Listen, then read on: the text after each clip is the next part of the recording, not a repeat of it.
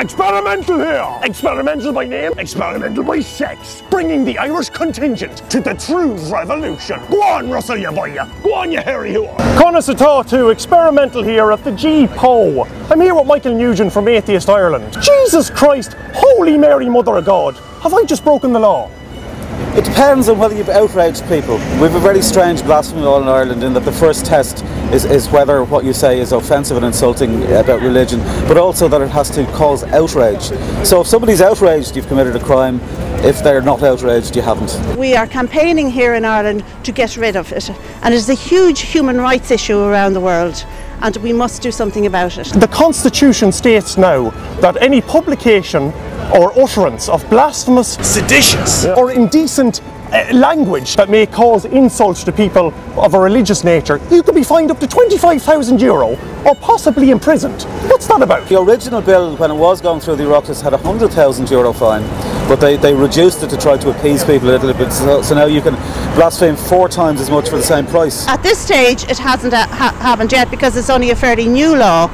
But it's a ridiculous law. It's both silly and dangerous. It's silly because it's introducing a medieval theological crime into the constitution of a modern democratic republic. To protect other people around the world who are being executed because of blasphemy laws. And it's dangerous because at the United Nations, the Islamic states, where people get killed for blasphemy, have been citing the Irish blasphemy law as an example of here is a modern Western democracy passing a blasphemy law in the 21st century, so what's wrong with us doing it?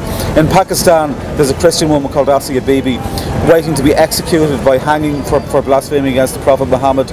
2 politicians spoke out in her favour. They were both murdered, one by his own bodyguard. So that's the type of country that is citing us as best practice for blasphemy laws internationally. You're in with the main man on Tuesday, hopefully Enda of the Kenny, is that right? What are you hoping to get out of that? We're in with Enda Kenny next Tuesday. This is the first time an atheist group will have met the Taoiseach and the Minister for Education in a country where the second largest group in society are the non-religious. It is historical. Yeah. We're meeting Enda Kenny and the Minister for Education about a range of things. One is the blasphemy law. The second is the Irish Constitution generally, which starts with the words in the name of the Holy Trinity and has a clause in it saying that the homage of public worship is due to Almighty God. Which, if you think about it for a second, that's not enshrining in the Constitution the right of citizens to worship a God. It's enshrining in the Constitution the right of the God to be worshipped by the citizens. So it's an extraordinary thing to have in a modern Constitution. We are demanding to be recognised as a group in society, the second largest group in Ireland, in society, that have these rights, that secularists and atheists have a conscience, and we want those rights and we want them recognised in the Irish law. Our education system is controlled, 90% of the primary schools are controlled by the Catholic Church, paid for by the state, controlled by the Catholic Church, with an integrated religious curriculum that permeates the whole school day. So even if you try to take your child out of the official religious education class, they'll still be singing hymns during music, they'll be taught during nature class that God created the birds and the bees and so on.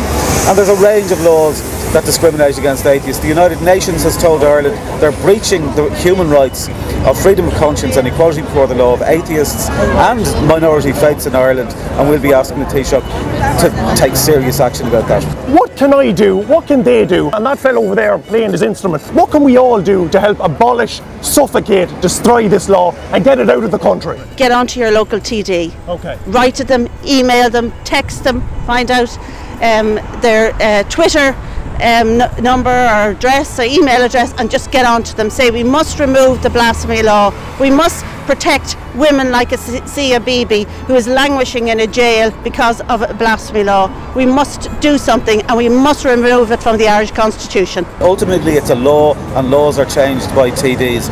Contact your local TD. If you don't know who it is, find out who it is.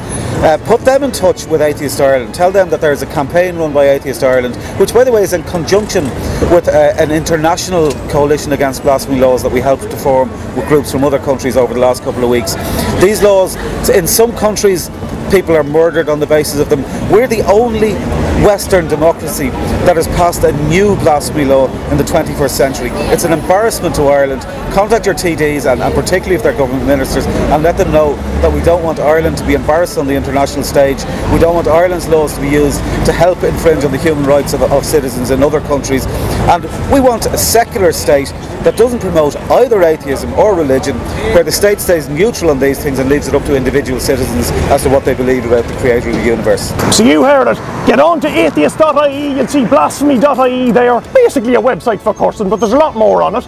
And just remember, this is the Irish Trews. So subscribe, because if you don't get involved, it's going to get worse, Jane, isn't that right? It is. You must fight for your rights. Get out of my way. Thanks a million, mate. Thanks a million, Jane. See you later. Will you move, will you? Ah! Subscribe to Beards and Boobs on YouTube.